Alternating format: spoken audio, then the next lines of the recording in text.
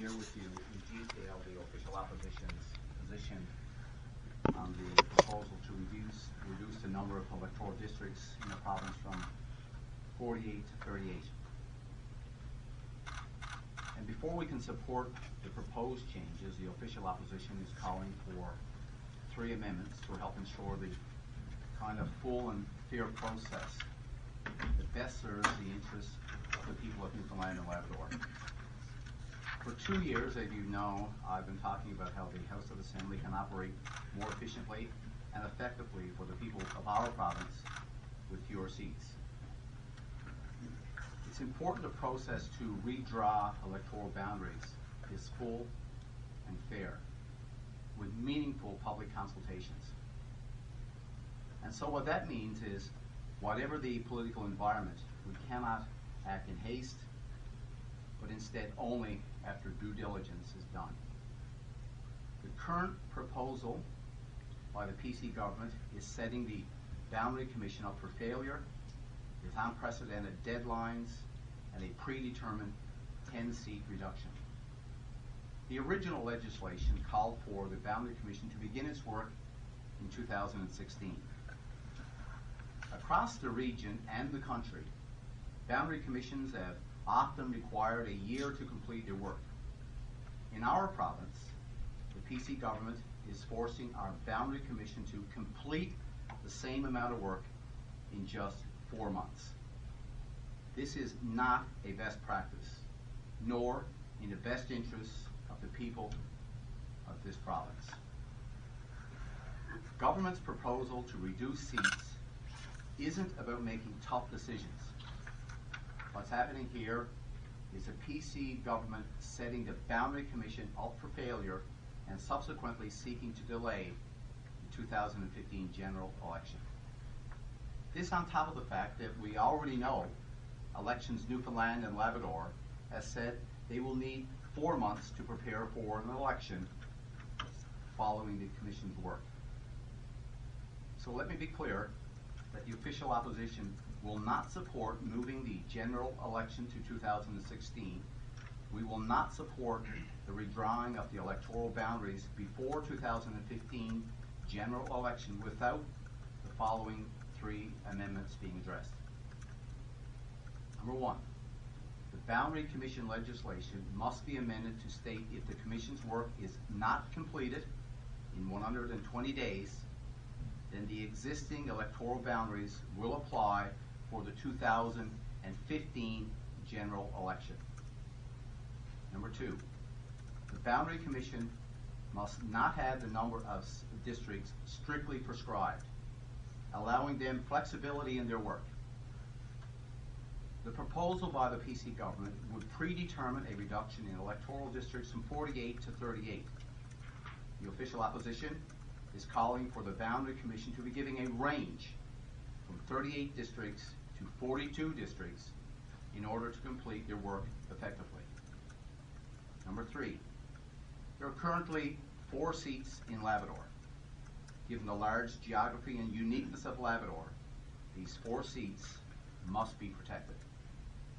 We know the justification offered by the PC government is to initiate this process a year early is the province's fiscal situation.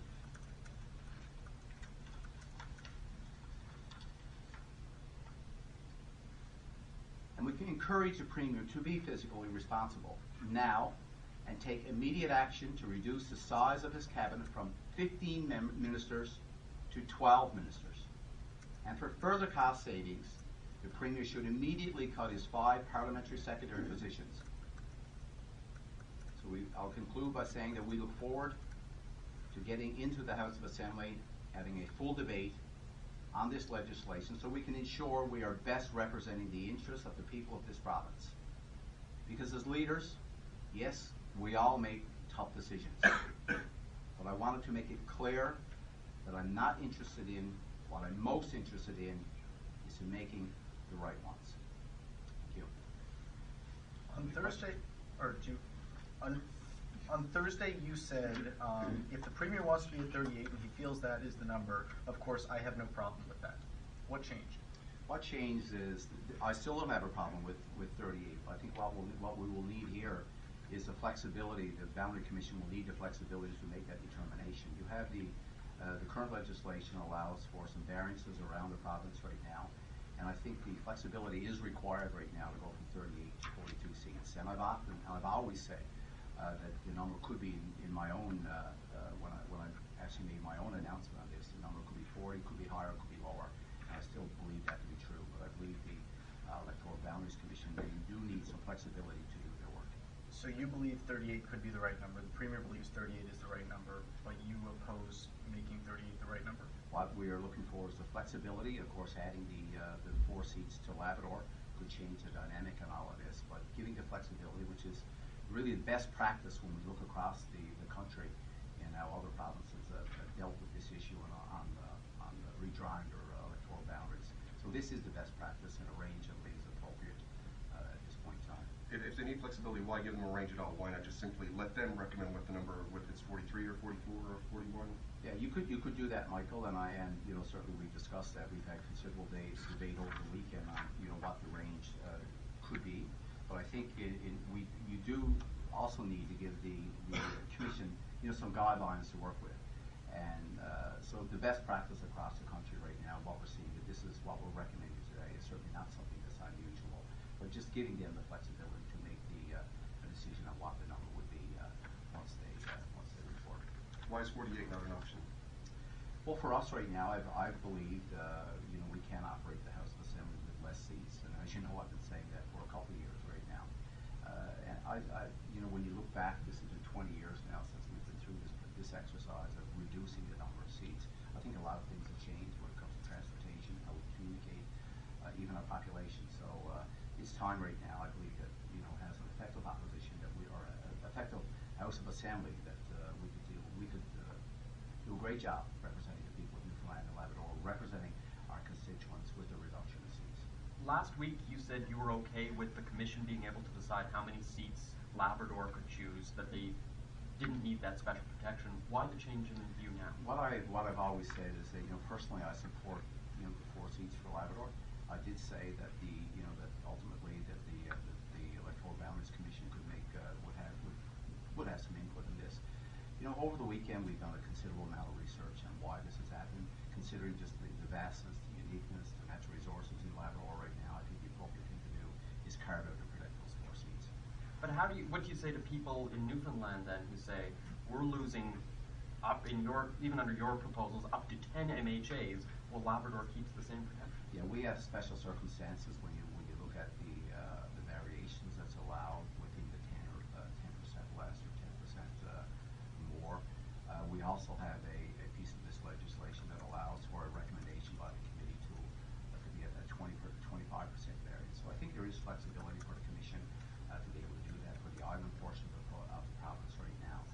And so there are those special considerations that can be made for carving out the 4 seats for Labrador, considering just the vastness and the size of Labrador, the geographic concerns and issues, and just the size of Labrador right now. I think the appropriate thing to do is carve out those 4 seats. If the government doesn't accept these amendments, will the Liberals filibuster? Well, what I would say is that we're not going to prejudge anything. We are looking forward to a full debate on this. Again, we're going to go in the House today, and I believe it's going to be put on the table, and we'll figure out what we plan to do then. But right now, all options are on the table. The important thing in all of this, and we're joined certainly with Andrew here, is as the MHA responsible for the Department of Justice and his role as House Leader, of course. So the important thing here is to have that meaningful debate in the House of Assembly. So to predetermine what would happen over the next coming days would not be the appropriate thing to do right now. I mean, if you're not going to, I understand Labrador has its unique geographical issues, but if you're going to abide by the principle of one person, one vote, that everyone's vote in the province should carry the same weight, is it fair that Labrador should not bear some of the seat reductions if you're going to cut seats on the island as well?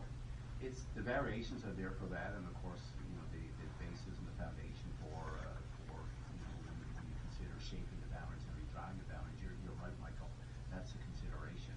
But with the experience in Labrador is quite different, and the challenges that they face just on the size of Labrador that's the reason why, after extensive discussions that we've had with caucus, and certainly people that have been through this process in the past, and looking at other jurisdictions, as an example, it's not unusual for other provinces to carve out districts, for the same reason, because of the sheer geographic size of the representative areas. All the parties have talked about getting working committees and improving practices in the House. It would seem to me that if you're going to have a working committee structure, you need bodies in the House to do that. So how can you have a working committee structure if you're going to take bodies out of the House? Well, I think we can do that. I mean, I look no further than our neighbors and friends in PEI as an example. They use 27 districts right now, 8 or 9 standing committees.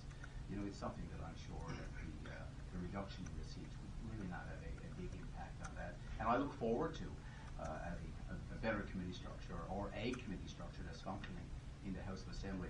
As an example, I used this morning, when you look back at the last sitting of the House of Assembly, 13 pieces of legislation that got discussed and debated in the House of Assembly, of which we supported. 13 of them, and 3 got left on the order table. So I think if you had a functioning committee in place, it probably would have meant that there would have been, actually in this case, less days, because a lot of that work would have been done.